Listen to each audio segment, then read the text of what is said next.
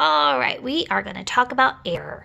So when I ask a survey or have a survey, how much error is inherently present in it? This is a topic we talked about back in chapter 7, which is called standard error. And guess what? We're talking about it again. So standard error. And yes, we still call it SE.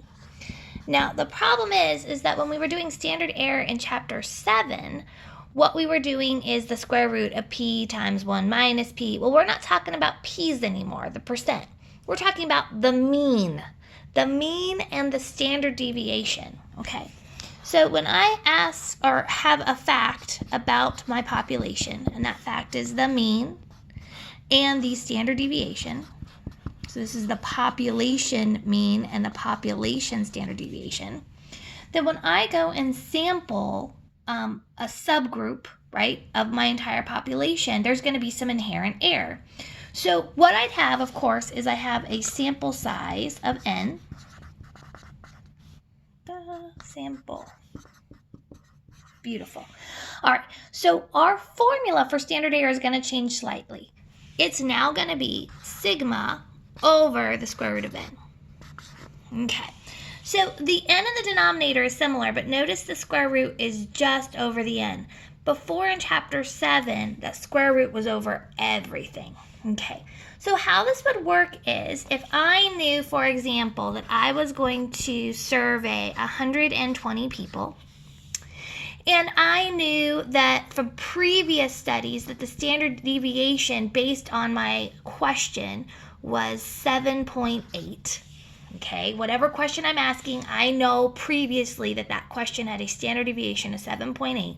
Then what I know just going into my study is that I would have a standard error of, I take my standard deviation of the population, which is 7.8, and divide it by the square root of 120. All right, so here if I do this, so let me grab my calculator.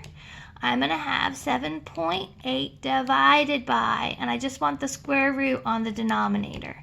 So I end up with 0.712.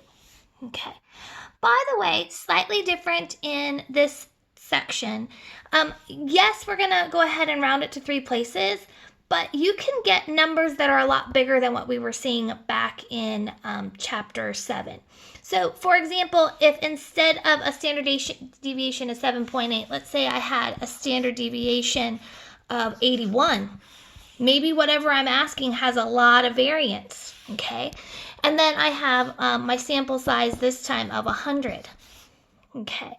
Then this time when I do my standard error, I get 81 over the square root of 100, and I would get 8.1.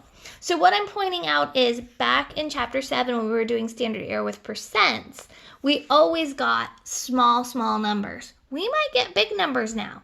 It has to do with 2 things. What the original standard deviation was, so if that's really big, it'll probably stay big. And secondly, our sample size. Our sample size is going to chop that, I don't want to say in half, but it's going to chop it and make it smaller.